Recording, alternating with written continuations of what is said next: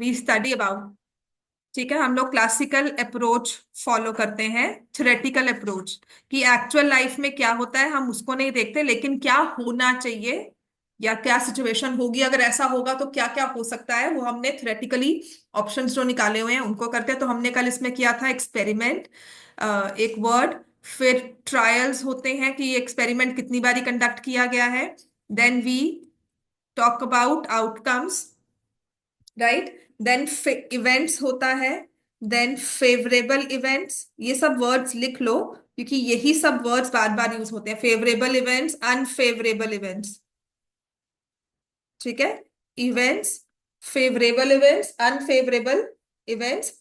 फिर मैंने आपको इसमें कराया था इक्वली लाइकली इवेंट्स, फिर हमने किया था एलिमेंट्री इवेंट्स,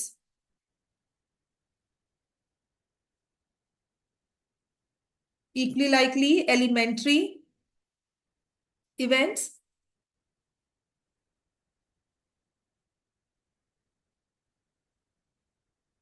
ठीक है। एलिमेंट्री को क्या होते हैं, जिनके इवेंट्स वो वाले जिनके पास सिर्फ एक ही आउटकम होता है सिलेक्शन में, ठीक है ना। For example if I say that number one should come on throw of a die, तो सिर्फ आपके पास एक ही ऑप्शन है जो हमारे लिए फेवरेबल है।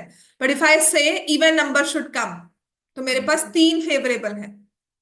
समझ में आ गया। एलिमेंट्री मतलब उसकी प्रोबेबिलिटी, उसके पास सिर्फ एक ही ऑप्शन है, एक ही आउटकम है।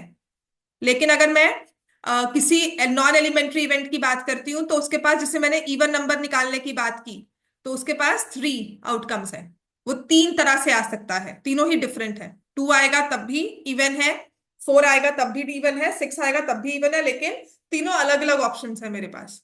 ठीक हो गया। तो ये होता है एलिमेंट्री इवेंट्स। इसके बाद ना मैंने आपको कहा था, probability can not exceed one and can not B negative. Probability of a sure event is one. Probability of a certain event, certain and sure event. Probability of certain event कहा जाए sure event कहा जाए, तो वो one होती है। ठीक है। Probability of an uncertain event, जिसे हम अनसर्टन, सॉरी अनसर्टन नहीं बोलना, इम्पॉसिबल इवेंट, ठीक है। Probability of an impossible event is zero। ठीक है। जैसे कि कहा जाता है कि I will dug here and treasure आ जाएगा, मुझे खजाना मिल जाएगा, तो वो हम उसे इम्पॉसिबल इवेंट मानकर चलते हैं कि this probability is zero, right. So probability of a certain sure event is one. जैसे हमने डाइस को थ्रो किया और मैं कहती हूँ नेचुरल नंबर आ रहा है, तो इसमें मुझे पता है कि obviously all six numbers mention on the dice are natural numbers.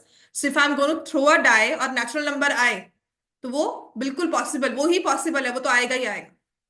ठीक है। इम्पॉसिबल होगा, मैंने कहा नंबर सेवन आ जाए, तुम डाइस को थ्रो करो, तुम्हें नंबर सेवन चाहिए, एक सिंगल डाइस थ्रो कर रहे हो, राइट, कि डाइस पे सेवन लिखा हुआ है, तो आप कहोगे it's an impossible event, because we talk of fair die, right, unbiased die, कि हमने जैसा हमारे पास डाइस होता है उसी को यूज कर रहे हैं, कोई अनबायस्ड नहीं है। अगर आप प्लेइंग कार्ड्स ले रहे हो, तो आपने किसी भी तरह से उसको बायस नहीं किया है कि I have not marked some certain cards, उनको मैंने मार्किंग नहीं की है, उनको मैंने क्रम्पल नहीं किया है, कुछ नहीं किया हुआ, so that to I can assess कि नहीं ये वाला कार्ड मेरे हाथ में है। समझ में आ गई बात ये। तो प्रोबेबिलिटी ऑफ अ सर्टेन और sure event is one, probability of an impossible event is zero. Elementary events होते हैं जिनकी प्रोबेबिलिटी वन हो, मतलब जिसको सिर्फ एक ही आउटकम मिलता है, और लिखा जाता है sum of all elementary events of an experiment is 1. Probability of sum of all elementary experiments. Probability, sum of probabilities, sum of probabilities of all elementary events of an experiment is 1.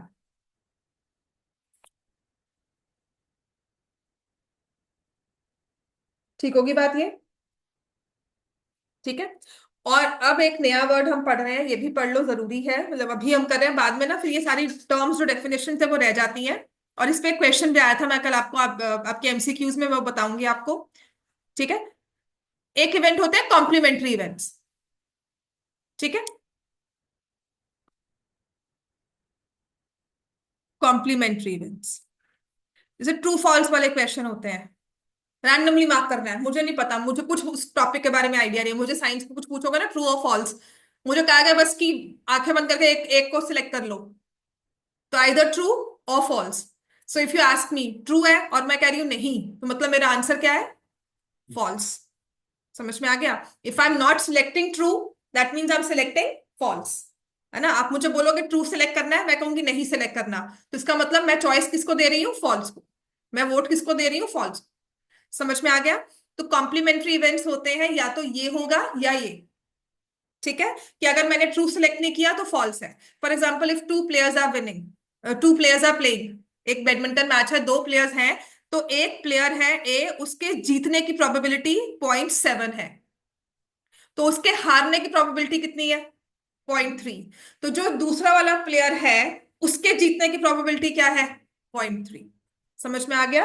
Complementary events वो होते हैं कि या तो ये होगा या नहीं होगा, आइदर दिस और दिस, तीसरा ऑप्शन कोई नहीं है। कि मैंने अगर एक बैग में दो तरह के बॉल्स रखी हैं, टू कलर्स की बॉल, ब्लू और येलो, तो अगर मेरे हाथ में ब्लू बॉल नहीं है तो कौन सी है? येलो। ठीक है? If I say I pick a ball and it's not yellow, तो आपको पता है कि it has to be blue. ठीक है? तो इसका मतलब प्रोबेबिलिटी ऑफ ई इवेंट है, कॉम्प्लीमेंट्री इवेंट होता है ई नॉट, और इनका सम होता है 1। इफ इट्स ई और नॉट ई, नॉट ई को ना इस तरह से लिख देते हैं, ई के ऊपर ऐसे बार लगा देते हैं, which is not E. So probability of an event plus probability of not E, कि उसके अगेंस्ट, उसके अनफेवर में जब हम जाएंगे तब भी उन दोनों को सम करेंगे तो 1 होता है। ऐसे इवेंट्स को हम बोलते हैं कॉम्प्लीमेंट्री इवेंट्स। ऐसे इवेंट्स को हम बोलेंगे कॉम्प्लीमेंट्री इवेंट्स। ठीक हो गया? और इस पर ना एक क्वेश्चन आया था, एमसीक्यू, बड़ा इंटरेस्टिंग सा एमसीक्यू था किसी एक पेपर में।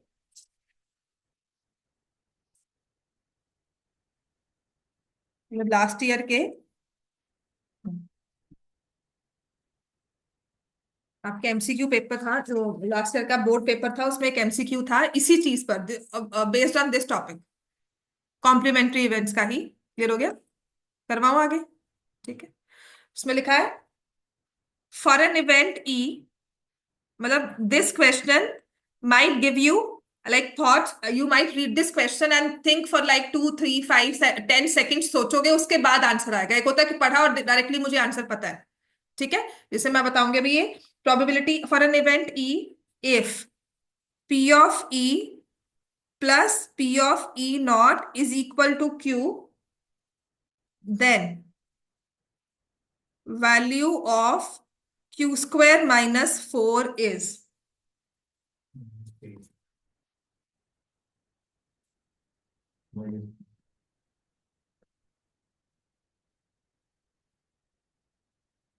क्लियर हो गया? सिर्फ इसी एक टॉपिक पे था, अभी पढ़ाया है तो पता है कि ई ई नॉट का सम हमेशा 1 होगा। ठीक है? For an event E, P E या ई नॉट, उनका सम क्यू है तो हमेशा ये 1 होता है, देन क्यू स्क्वायर माइनस 4। हाँ, कॉम्प्लीमेंट्री मेंशन करना चाहिए था पर नहीं किया, तो हम ऐसे ही लेकर चलेंगे इसको। ठीक हो गया? Answer is minus. इतना क्लियर हो गया? चलो अब आते हैं क्वेश्चंस पर। एग्जांपल नंबर 1 बुक का, find the probability of getting a head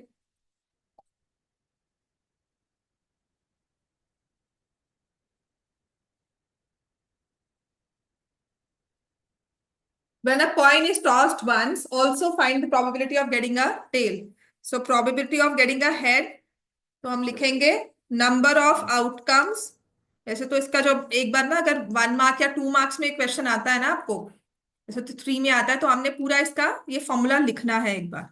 number of favourable outcomes divided by number of all possible outcomes.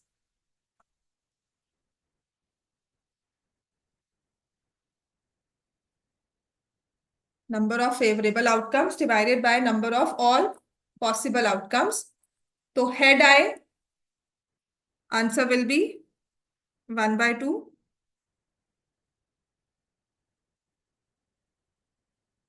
Tell आए, उसका भी आंसर क्या है? Probability of tail is 1/2।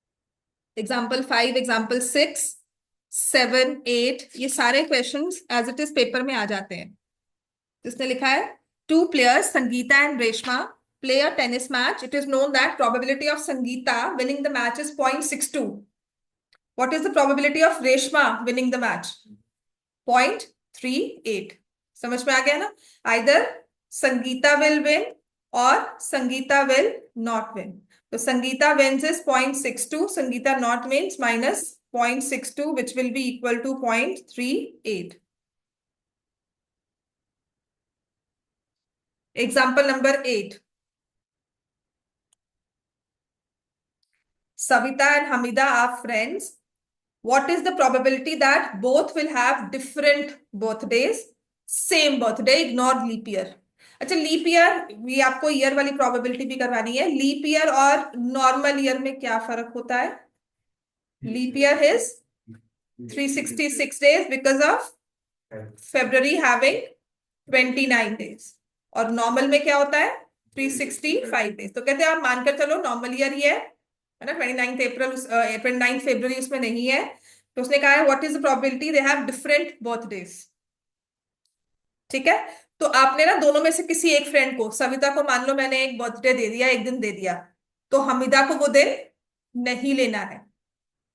ठीक है, so Savita can take any one day out of 365। उसने कोई भी एक दिन रैंडमली पिक कर लिया। अब उसके बाद क्या होगा?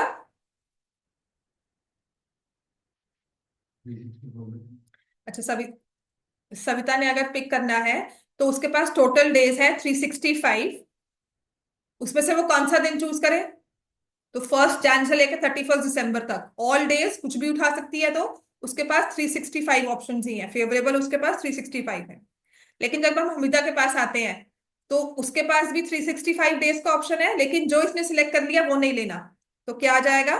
364। सो हमारे पास आंसर आ जाएगा 364/365। Different birthdays 364/365। ठीक है, and both have same birthdays.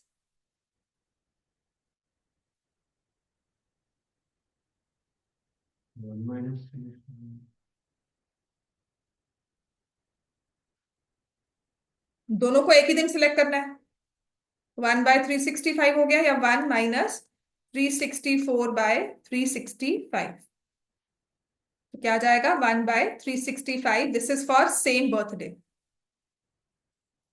कि जो हमिदा ने सिलेक्ट कर लिया सविता को ऑटोमेटिकली वही मिल गया।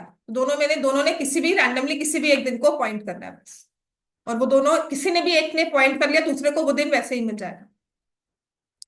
ठीक है, example number 7।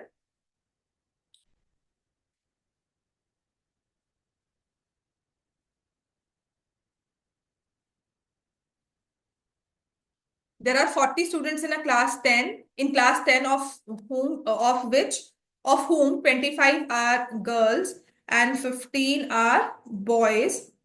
The class teacher has to select one student as a class representative. She writes the name of each student on a separate card, the cards being identical. मतलब किसी ऐसा नहीं कि रेड मेरे को अलग से दिख रहा है कुछ। अगर सबको रेड लिखा है तो सबको रेड पे लिखा है, सबके नेम्स को रेड पे लिखा है। So all are identical. Folding भी ये नहीं कि किसी को एक्स्ट्रा हमने क्रम्पल करके ज्यादा फोल्ड्स दे दिए, सबको इक्वली फोल्ड दिया है। Then she puts cards in a bag and stirs them thoroughly. She then draws one card from the bag. ठीक है, जैसे चिट फंड होता है ना, चिट सिस्टम में अगर चिट्स निकालनी होती हैं, कभी भी ऐसे लकी ड्रॉ निकलता है, तो देर आर मेनी वेज जहां से उस चिट्स को आप वो करते हो। One of the ways I heard was कि जिनको ने सिलेक्ट करना होता है ना, कलर भी सेम है, सब कुछ सेम है, तो what they used to do was they used to freeze those chits and then put them, तो सो दैट आपके पास वो जो आप पता लग जाएगा, आपको दिखने में आपको फर्क नहीं लग रहा, but when you touch them then you realize, तो वो आइडेंटिकल में नहीं आता। समझ में आ गई बात? तो जब आइडेंटिकल की बात हो रही है कि इसका मतलब है कि we can not prefer one over the other. ऐसा नहीं है कि अगर मेरे हाथ में कोई एक स्लिप आ रही है तो मैं उसको छोड़कर दूसरे पे जाऊंगी। ठीक हो गया? So she then draws one card from the bag, that name written on the card is that of a girl. कितने बच्चे टोटल? 40, और गर्ल चाहिए तो 25/40। Probability of a boy will be 15/40। ठीक हो गया? एग्जाम्पल नंबर 8 पे आ जाओ।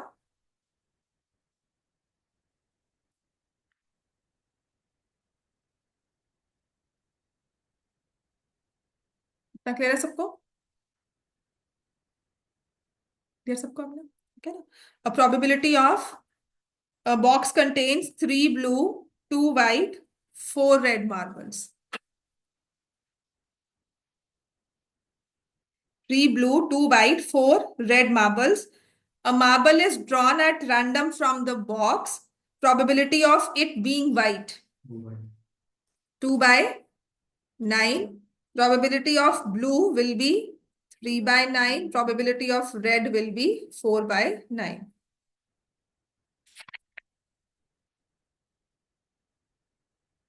अब आते हैं एग्जाम्पल नंबर 9, जिसे लिखोगे if 2 dice are thrown, 2 dice are tossed, 2 different coins are tossed, sorry. ठीक है, एग्जाम्पल नंबर 9 में ही हम कर लेंगे 2 coins आर टॉस्ड। ठीक है, तो इसी में आपको कॉइन्स का सारे केसेस करवा देती हूँ, और जैसे मैं करवाती हूँ बिल्कुल वैसे ही लिखना, चाहे आपको 2 आए चाहे आपको 3 आए। हम ये एक तरह से डिसीजन ट्री होता है, प्रोबेबिलिटी का डिसीजन ट्री होता है। वो कैसे, जैसे फैक्टर ट्री बनाते थे ना, आप एक फैक्टर लिख के देन यू थ्रू ऐसे ब्रांचेस शूट करके देन यहाँ पे एक नंबर लिखा, जैसे if I have to write 36 तो मैं 6 and 6 लिखती हूँ, या मैं 18 and 2 लिखती हूँ। Then I shoot out the branches of 18 and 2 and then I write 2 and 9, then I draw for 2 and 9, है ना? तो ऐसे ही प्रोबेबिलिटी का एक डिसीजन ट्री भी बनता है। ठीक हो गया? तो वो कैसे बनाते हैं या हम केसेस कैसे लेते हैं, देखो अगर एक सिर्फ एक सिंगल कॉइन को टॉस किया गया है, और पता क्या होता है, कॉइन का मतलब है कि एक को अगर आपने रेड कलर में लिया है, दूसरे को ब्लू कलर में लिया है, एक 1 रुपी का है, एक 2 रुपी का है, तो किस पे क्या है वो मैटर करता है। ठीक है, so when we take 1 coin toss, तो एक सिंगल को किया, या तो हेड आएगा या tail. So when 2 coins are tossed, that means I am taking 2 different coins। एक नहीं, मैंने 1 रुपी के 2 ले लिए, सिंपल बिल्कुल सेम है, और टॉस किया और मैंने कहा नहीं जी दोनों पे हेड आया, तो हम 2 डिफरेंट लेके चलते हैं। ठीक है, तो होगा क्या कि एक कॉइन C1 है, एक कॉइन C2 है। सिमिलर लैंग्वेज तो भी ऐसी है। नहीं, अगर हमने हेड और हेड ही लेना है तो हेड टेल तो 1-1 में भी आ सकता है। लेकिन कौन से वाले पे हेड है, कौन से वाले पे टेल है ना? तो अगर आपने आउटकम्स बनाने होते हैं तो हम डिफरेंट ही लेते हैं, राइट? अगर आइडेंटिकल लोगे तो फिर वो बात एक ही हो जाती है कि एक कॉइन को आपने 2 बार टॉस किया, नंबर ऑफ टाइम्स उसको टॉस कर लिया, या 2 different coins को टॉस किया, पहली बार ये आया, दूसरी बार ये आया। ठीक है, तब आप लेते हो एक ही कॉइन है, उसको मल्टीपल टाइम्स टॉस कर रहे हो, उसके ट्रायल्स बढ़ा दिए। लेकिन आपने 2 different coins टॉस लिए लिए एट अ टाइम, उन्हें टॉस कर रहे हो, एंड देन यू डिसाइड कि कौन से पे क्या आ रहा है। समझ में आ गया? देखो पहले वाले कॉइन के, एक कॉइन के कितने आउटकम्स होते हैं, जैसे यही कॉइन था। ठीक है, या तो हेड आएगा या टेल आएगा। अब अगर C1 पे हेड आया है, तो दूसरे वाले कॉइन पे क्या आ सकता है? इसके भी तो 2 है, हेड भी आ सकता है, टेल भी आ सकता है। देखो बना रही हूं ना मैं ट्री। ऐसे ही अगर पहले वाले पे टेल आए तो दूसरे वाले पे हेड भी आ सकता है, टेल भी आ सकता है। तो अब इनको अब हम कंबाइंड फॉर्म में लिखेंगे, पहले कॉइन पे हेड, दूसरे कॉइन पे हेड, पहले कॉइन पे हेड, दूसरे कॉइन पे टेल, पहले पे टेल, दूसरे पे हेड, पहले पे टेल, दूसरे पर भी tell. So these are the 4 possible outcomes which can which occur when 2 different coins are tossed. ठीक है, अब मैं 3 का भी करवाऊंगी, पहले ये हमें क्लियर है ना कैसे बनाना है। अब 3 का भी हम कैसे बनाते हैं, और इसको हमेशा एक ऑर्डर में लिखना, कभी भी कोई केस मिस नहीं होगा। आदत डालना है, जैसे मैंने देखो हेड लिया, हेड के साथ head tail, then head tail के साथ हेड, टेल के साथ टेल। अब लिखा है probability of getting at least 1 head, कम से कम एक हेड आए। तो कम से कम एक का मतलब, अगर इफ आई से score at least 75, so if you get 76 you fulfil what I said, है ना?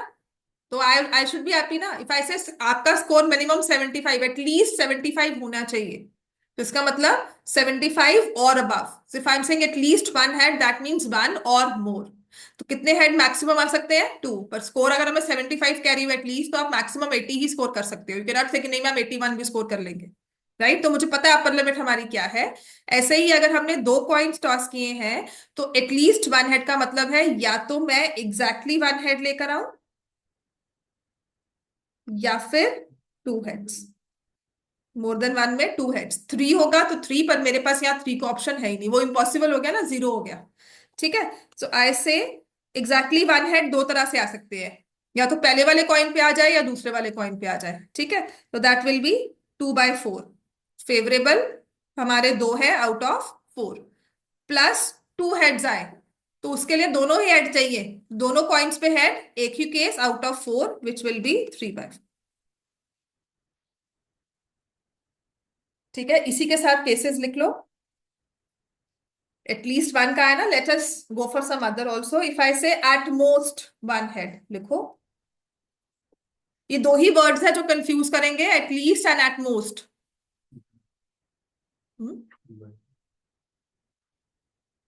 एट मोस्ट 1 हेड, कि मैं क्लास में अगर पढ़ाऊंगी या छुट्टी में फ्री टाइम दूंगी तो मैं एटमोस्ट 55 मिनट तो पढ़ाऊंगी, 5 मिनट हम वेलिया मार सकते हैं। समझ में आया? एटमोस्ट का मतलब कि मैं 55 का 56 करूंगी, लेकिन 55 का 54 नहीं करूंगी। तो एटमोस्ट 1 हेड का मतलब क्या हुआ, या तो कोई हेड ना आए या 1 हेड। ठीक है, तो आपके पास क्या थे, head head, head tail, tail head and tail tail. कोई हेड ना आए तो 1/4, और 1 हेड आए 2/4, तो दिस इज 3/4। एटलीस्ट और एट मोस्ट में फर्क देख लेना, एट मोस्ट मतलब मैक्सिमम इतना होना चाहिए, इससे ऊपर नहीं।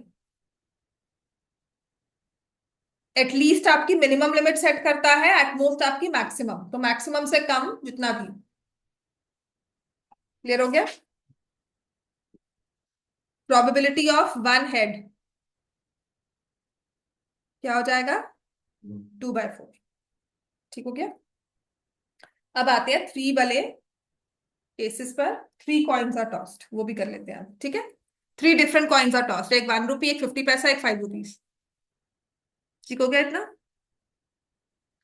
करूँ रेज ये, एटलीस्ट एट मोस्ट अब बहुत ज्यादा फर्क लेकर आता है।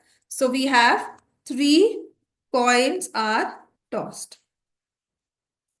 अब देखो इसमें हमारा प्रोबेबिलिटी ट्री कैसे बनता है, C1, C2, C3। कॉइन 1 का तो या तो हेड आएगा या टेल आएगा। अब कॉइन 2 पर अगर हेड आया तो कॉइन 2 पर हेड भी आ सकता है, टेल भी आ सकता है ना? और हर एक के लिए कॉइन 3 पर हेड भी आ सकता है, टेल भी, हेड भी और टेल भी। ठीक है, तो मेरे पास देखो अब कैसे बन रहा है, head head head, head head tail. ठीक है, head tail head, head tail tail. Clear हो गया? अब टेल पर आ जाओ।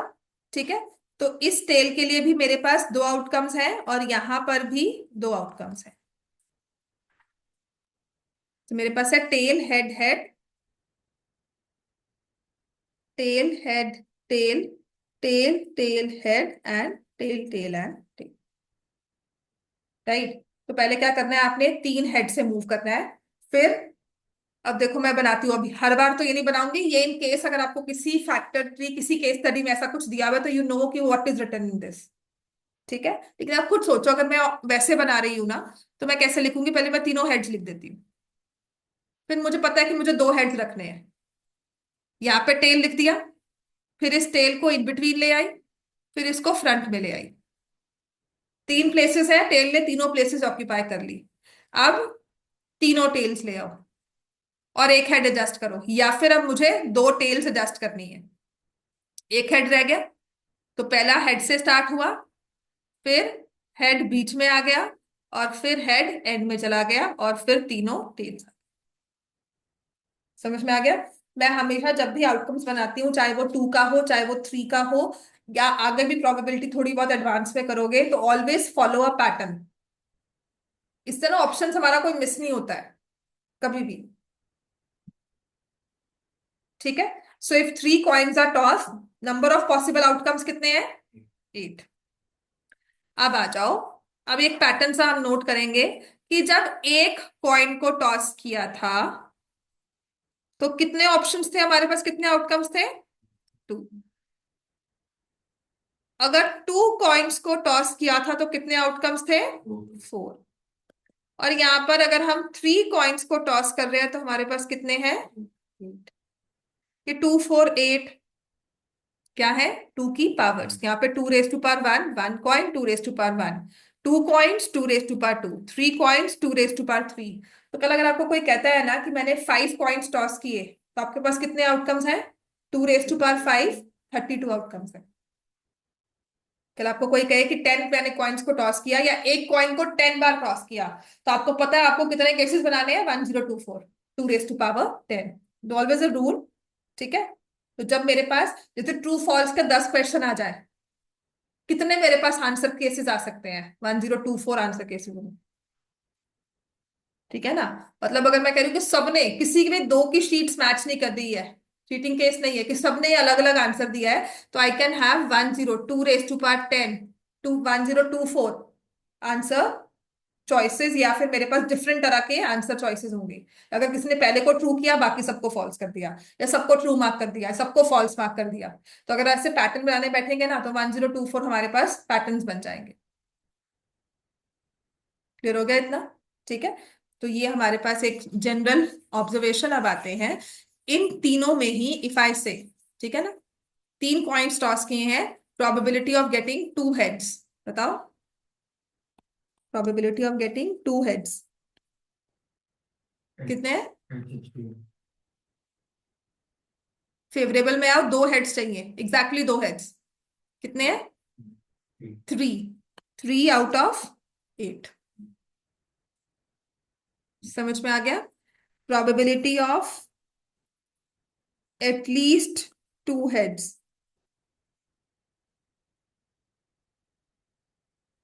कम से कम 2 चाहिए, 4 out of 8। Probability of eight most 2 heads, at most मतलब या तो कोई भी हेड ना आए, या एग्जैक्टली 1 आए, या एग्जैक्टली 2 आए।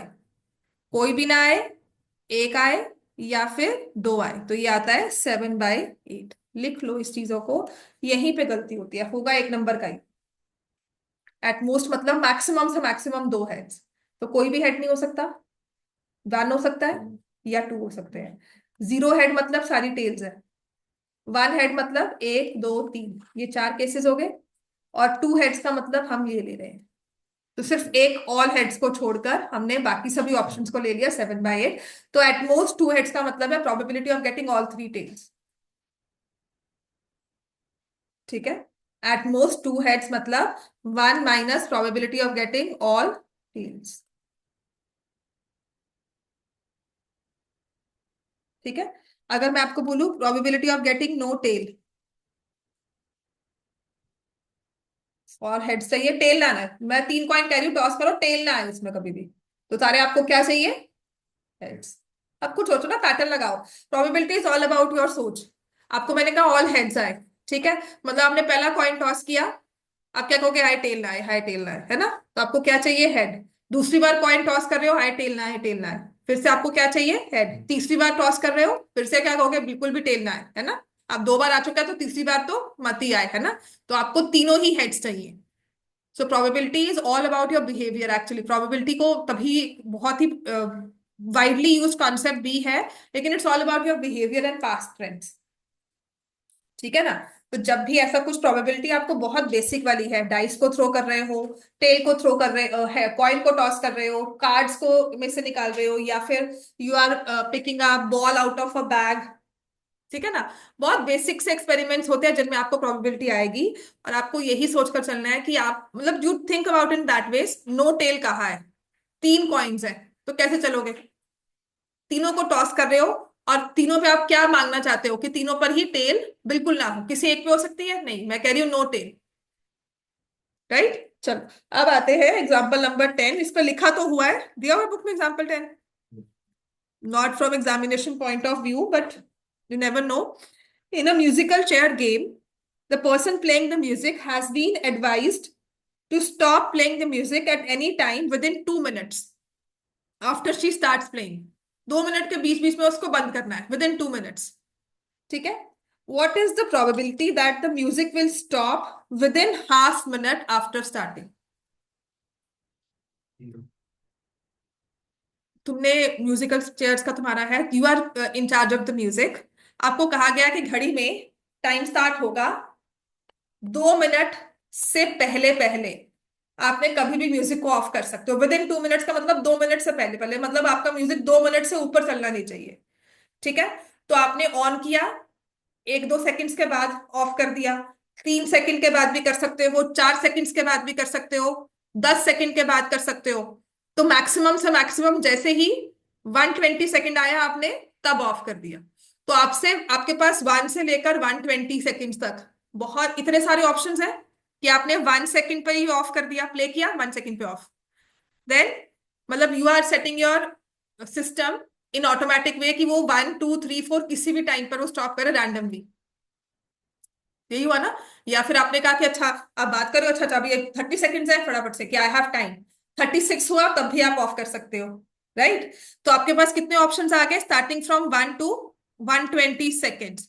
आपके पास कितने आउटकम्स आ गए 120. इन 1 से लेकर 120 सेकेंड्स के इन बिटवीन आप कभी भी उसे ऑफ कर सकते हो. हाँ, टाइम क्योंकि एक कंटिन्यूअस प्रोसेस होता है तो इसने अलग वे से किया, बट मैं ऐसे समझाती हूँ. राइट. विद इन 30 सेकेंड्स आपने उसे, with in half minute, first half minute आपने स्टार्ट के बाद उसे बंद करना है. ठीक है. फर्स्ट हाफ मिनट मतलब 30 सेकेंड्स. 30 सेकेंड्स मतलब 1, 2, 3, 4, 5, 6 या फिर 30 पर. तो 30 सेकेंड्स में से कितने भी, मतलब फर्स्ट 30 सेकेंड्स में कभी भी बंद कर लो. 30/120 आंसर विल बी 1/4. क्योंकि कंटिन्यूस होता है ना, क्योंकि I can switch off at 1.5 also, है ना. तो वो उसने तभी कंटिन्यूस प्रोबेबिलिटी ली है. लेकिन मैं इस वजह से समझाती हूँ आपके लिए, बहुत बेसिक वे में समझ में आ जाएगा ये कि 120 सेकेंड्स का हमारे पास टाइम गैप है. कभी भी बंद कर सकती हूँ, लेकिन मुझे 30 सेकेंड्स के विद इन बंद करना है. तो 30/120 आंसर इज 1/4. एग्जाम्पल नंबर 11 कह देते हैं कि ये ज्योमेट्रिकल प्रोबेबिलिटी ये नहीं आएगा, but there has been a question in your sample papers जहां पर ऐसा क्वेश्चन पूछा गया है. ठीक है. ज्योमेट्रिक बेस में एरियाज ऑफ सर्कल से रिलेटेड है वो. A missing helicopter is reported to have crashed somewhere in the rectangular region. Probability that it crashed inside the lake. तो एक रेक्टेंगल सा बनाकर ना आपको एक लेक बना दी उसमें ऐसे साइड पे. ठीक है. रेक्टेंगल में डायमेंशन दे दी कि 9 किलोमीटर है, यहां से लेकर यहां तक 6 किलोमीटर है, ये लेक है, यहां से लेकर यहां तक 2 किलोमीटर है, एंड दिस इज 4.5 किलोमीटर. दिया मैंने ये क्वेश्चन. ठीक है. तो ये 3 और 2.5 है. तो लेक में क्रैश करें, उसको कितना एरिया मिल गया क्रैश होने के लिए. ये टारगेट हिट करने की बात है ना. आपको गेम में कहा जाता है कि नहीं जी इसी एरिया में टारगेट को हिट करना है, आपका टारगेट यहाँ पर है, यहीं पर हिट करो कहीं भी रैंडमली. तो आपको पता है 3 और 2.5 के रेंज में आप रखोगे. आपका फेवरेबल एरिया क्या है 3 × 2.5. और टोटल एरिया हमारे पास कितना है 4.5 × 9. टोटल रेक्टेंगल का एरिया. सिर्फ डार्ट्स का सिस्टम होता है ना. आपको डार्ट बोर्ड पता है ना. डार्ट्स में अगर if you throw the target, arrows को थ्रो करते हो तो आपको बुलजाई हिट करना है, तो आपको पता है कि उसी एरिया पे मुझे जाना है.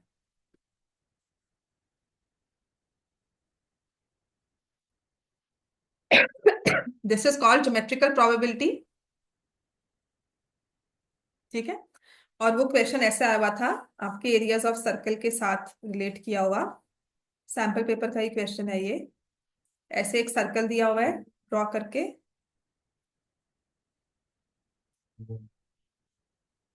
4 सर्कल्स, 5/27 आएगा ये आंसर. ये 3 से चला गया, ये 5 और ये 9. 5/27.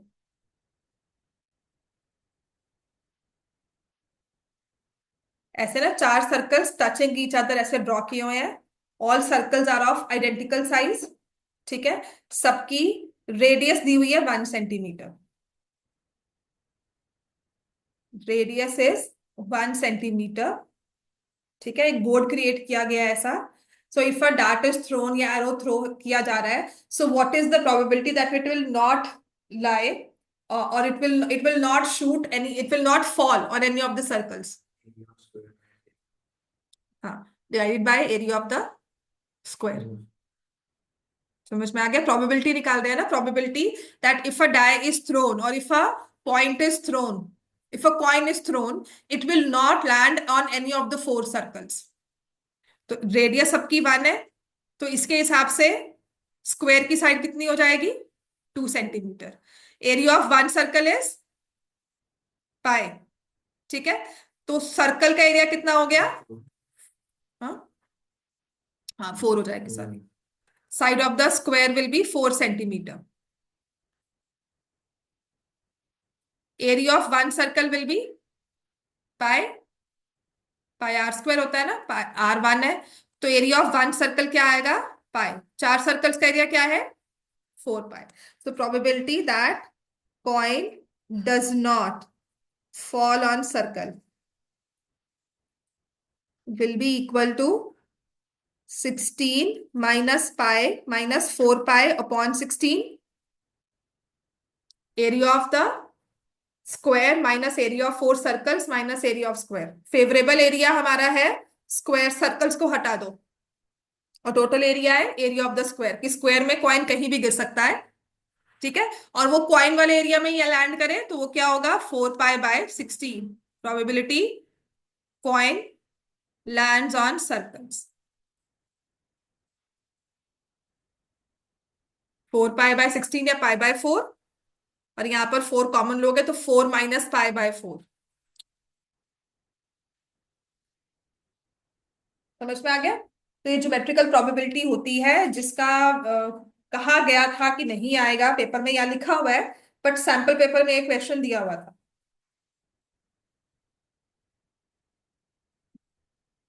ठीक हो गया इतना? अब आ जाते हैं एग्जाम्पल नंबर 12। बहुत स्ट्रेट अवे क्वेश्चन हैं अब हमारे पास।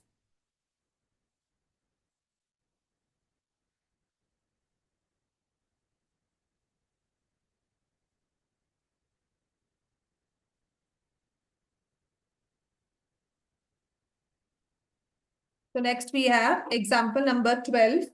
A carton consists of 100 shares, of which 88 are good. 100 shirts, 88 are good, और बाकी जो बची है वो 12, 8 have minor defects and 4 has major defects.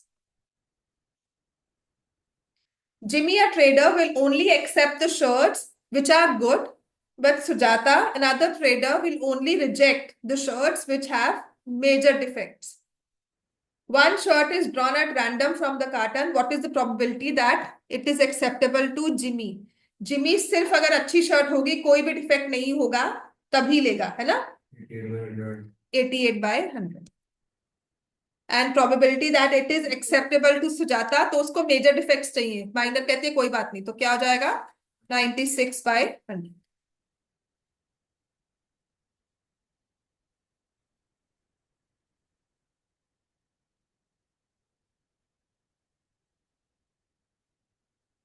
इतना क्लियर हो गया मेरा सबको?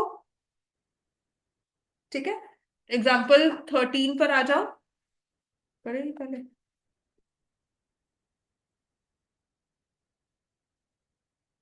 एग्जाम्पल 13 ना आराम से कल ही करेंगे। आप एक्सरसाइज 15.1 पर आओ, जो भी चैप्टर है आपका, फर्स्ट एक्सरसाइज पर आ जाओ, क्योंकि ये 2 डाइस थ्रो है ना, तो आराम से ये डाइस का क्वेश्चन कल करवाऊंगी। डाइस और कार्ड्स थर्सडे को करवा दूंगी आपको।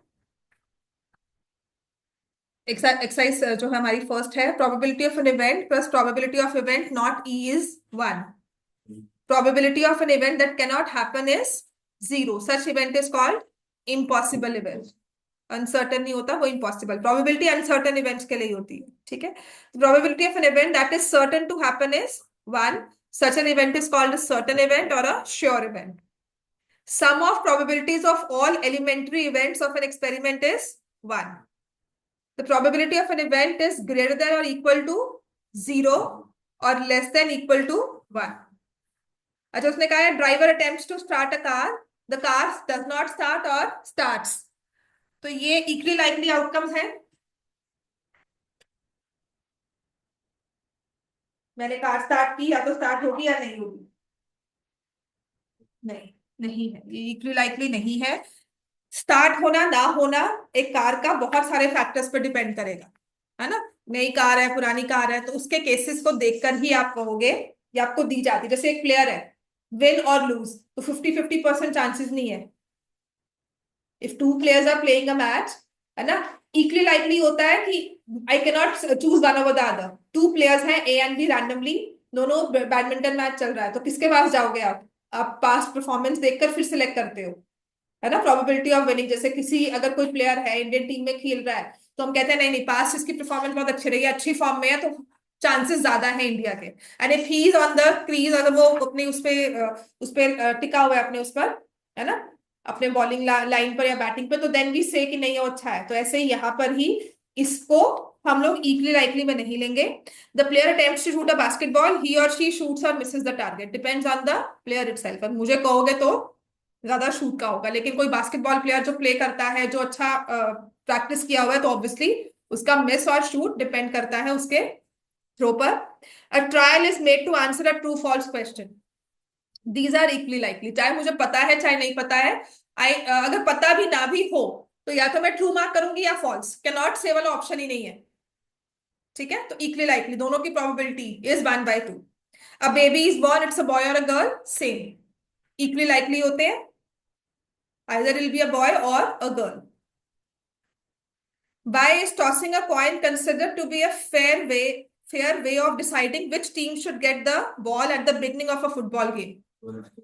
Because कोई भी टीम, अगर आज हेड चूज कर रही हूँ और दूसरे को टेल मिल रही है, तो उसको कोई डिसएडवांटेज नहीं मिला है टेल के लिए। ठीक है, because both the events are equally likely to happen. Toss, coin को ही क्यों टॉस किया, क्योंकि मुझे पता है कि all the events are equally likely to happen. ठीक है, which of the following can not be probability of an event, -1। तो एक ना इसमें 15% भी आता है, 15% दिया हुआ है। If probability of an event is 0.05, what is the probability of not E? 0.95। ठीक है, a bag contains lemon flavored candies only, Malini takes one candy without looking into the bag, question number 6, what is the probability that she takes out an orange flavored candy? कि उसने कहा है ही lemon मेरे पास, तो मैं orange कहां से निकालूंगी, है ना। And lemon flavoured candy is 1। तो अगर लेमन फ्लेवर्ड कैंडी निकाली है, तो प्रोबेबिलिटी उसकी 1 है, that means it is a sure event.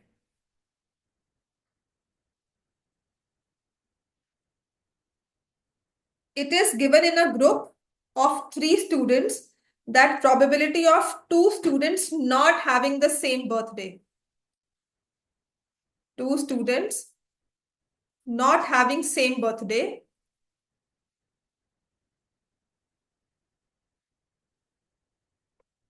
is 0.992. Not having the same birthday is 0.992. So probability of 2 students having same birthday, 0.008.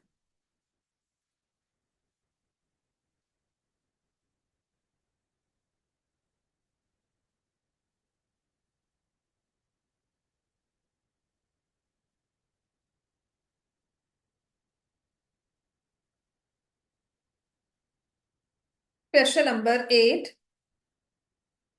A bag contains 3 red, 5 black. A ball is drawn at random from the bag. Probability that the ball drawn is red. 3/8, not red. 5/8. अब ये दोनों complementary events, लेकिन ये जो cases है ये elementary event नहीं है। बात समझ में आया? Probability of red in this case is not an elementary event. इसके पास एक केस नहीं है, 3 इसके पास फेवरेबल केसेस हैं। ठीक है, पर ये कॉम्प्लीमेंट्री है, क्योंकि या तो रेड आएगा या रेड नहीं आएगा। ठीक है, next question number 9. A box contains 5 red marbles, 8 white marbles, and 4 green marbles. One marble is taken out of the box at random. Probability that the box marble will be red. 5 by 17 will be white. Red तो 5 bye है, white का answer होगा 8 bye 17, not green तो 13 bye 7। ठीक है, green not green is complementary events. ठीक है, question number 10 पे आ जाओ। 2-3 क्वेश्चन ही होने हैं यार। अ पिगी बैंक कंटेन्स 150 पैसा कॉइन्स, तो 100 है, 50 पैसा coins, 50 rupee 1 coins and 20 rupees 2 coins and 10 rupee 5 coins. If it's equally likely that one of the coin will fall out when the bank is turned upside down, मतलब sizes doesn't matter, इसमें ये नहीं कि ये बड़ा है छोटा है, कोई भी एक गिरेगा जब हम किसी भी बैंक को अपसाइड डाउन टर्न करेंगे। What is the probability that coin will be a 50 पैसा कॉइन? 100 है, फेवरेबल। टोटल कितने हैं इसमें? 150, 170, 180।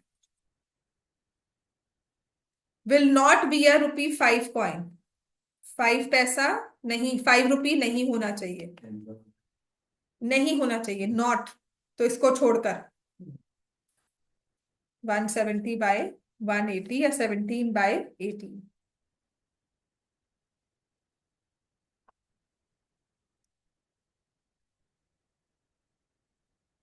ठीक है, 11th में दिया हुआ है। Gopi buys a fish from a shop for his aquarium. The shopkeeper takes out 1 fish at random from the tank containing 5 male fish and 8 female fish. Right? So what is the probability that the fish taken out is a male fish? 5 by 30. ठीक है। Question number 12. A game of chess consists of spinning an arrow which comes to rest pointing at one of the numbers 1, 2, 3, 4, 5, 6, 7, 8. अब कभी कभी ऐसा जो ये number बनाया ना, स्पिनिंग वाला बनाया, समटाइम्स दे गिव यू 2, 2, 4, 4, 8, 8 ऐसे भी देते हैं। ठीक है, तो वो भी हो सकता है, आपको क्लियरली मेंशन किया होगा कि कैसा दिया जा रहा है। ये दिया हुआ है and these are equally likely outcomes. So what is probability that it will point at 8? 1 by 8 point at 8 का है बेटा। An odd number 4 by 8, number more than 2 6 by 8, number less than 9 8 by 8, 1 less than 9। ठीक है, question number last बस ये है, 13 करते हैं, उसके बाद थर्सडे को। A die is thrown once, probability of getting a prime number. अच्छा, डाइस होता है आपका, जो वो डाई आप यूज करते हो तो उसमें नंबर्स जो आते हैं वो है हमारे 1, 2, 3, 4, 5, 6। प्राइम नंबर चाहिए। प्राइम नंबर से टोटल आउटकम्स कितने हैं अपने पास? 6। इसमें से प्राइम कितने हैं? 1 is neither prime nor composite, तो 2, 3 एंड 5, तो हमारे पास आ जाएगा 3 by 6। नंबर 1 को नहीं लेना, इसमें बस गलती यही होती है, 1 is neither prime nor composite लिख लो। 1 is neither prime nor composite, so prime number will be 3 by 6। Probability of a number lying between 2 and 6, 2 और 6 के बीच में चाहिए, कितने नंबर्स है? 3 by 6। Probability of an odd number 3 by 6। Probability of a composite number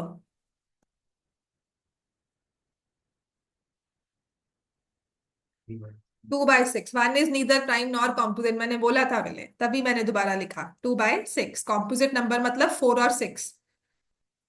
हमारे answer choices में मुझे सिर्फ 4 और 6 ही चाहिए। ठीक हो गया। Probability of a composite number will be 4 by 6। यहाँ पे लिख लो चाहे बुक में ही, 1 is neither prime nor composite. ठीक हो गया इतना। चलो बाकी कल करेंगे, थर्सडे को करेंगे एंड टुमारो